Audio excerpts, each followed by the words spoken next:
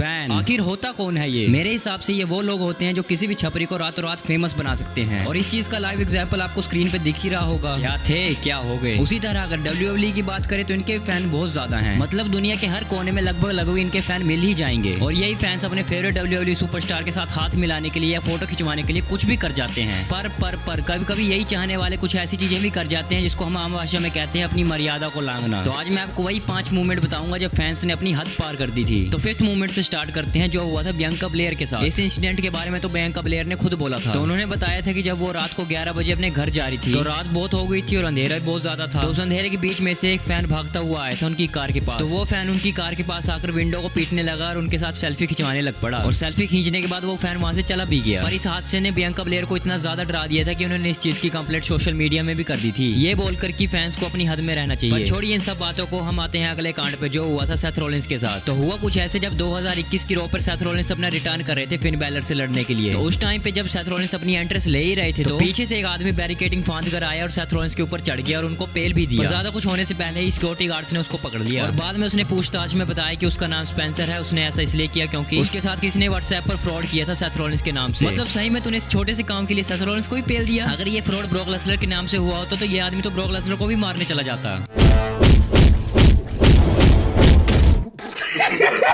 But anyways we coming to third कांड, जो हुआ था हमारे रोमन रेंस के साथ लाइव शो पर। तो हुआ कुछ ऐसा, WWE का लाइव इवेंट चल रहा था ब्रिटिश कोलंबिया में 2015 में। मैच तो काफी अच्छे चल रहा था, पर एक टाइम पर एक ऐसा मूवमेंट भी आया जब ऑडियंस के बीच में से किसी ने मनी इन द बैंक का रेप्लिका ब्रीफकेस रिंग के अंदर फेंक दिया, जो सीधा जाकर लगा हमारे ट्राइबल चीफ रोमन रेंस के सर पर। रोमन रेंस को उसकी वजह से लगी तो नहीं थी, पर फिर भी सिक्योरिटी गार्ड्स ने उसको ढूंढा और हमेशा के लिए WWE से बैन कर दिया। Let's come to second movement. पर इस मूवमेंट को स्टार्ट करने से पहले मैं आपसे एक छोटा सा क्वेश्चन पूछना चाहता हूँ। अगर आपको लड़ने का मौका मिले स्टोन कोल्ड स्टीव ऑस्टन से, ना वो बुढ़े वाला नहीं, प्राइम वाला स्टोन कोल्ड स्टीव ऑस्टन, तो आप उससे लड़ोगे? नहीं ना, मैक्सिमम लोग नहीं बोलेंगे। पर दुनिया में चूतियों की कमी थोड़ी ना है। तो वैसे ही ये 1998 की बात है जब स्टोन कोल्ड स्टीव ऑस्टन का मैच चल रहा था ट्रिपल एच के साथ। तो उस टाइम पर स्टोन कोल्ड ने ट्रिपल एच को एक स्टर्नर लगा दिया था और पिन कर दिया था। पर ऑडियंस में बैठे एक आदमी को ये बात बिल्कुल भी पसंद नहीं आई थी, जिसकी वजह से वो आदमी बैरिकेडिंग खुदा और चला गया सीधा स्टोन कोल्ड से लड़ने के लिए। ये तो भला हो ट्रिपल एच का जिन्होंने उस आदमी को रोक लिया अपना कैरेक्टर ब्रेक करके। तो अब आते हैं फर्स्ट मूवमेंट पर, और ये मूवमेंट पहली पोजीशन डिजर्व करता भी, क्योंकि ये हुआ भी बहुत खतरनाक आदमी के साथ है और हुआ भी बहुत ज्यादा फनी है। ये उस आदमी के साथ हुआ है जिसका अर्क्यो खाकर कभी किसी से उठा नहीं गया है। Yes, I'm talking about none other than Viper Randy Orton.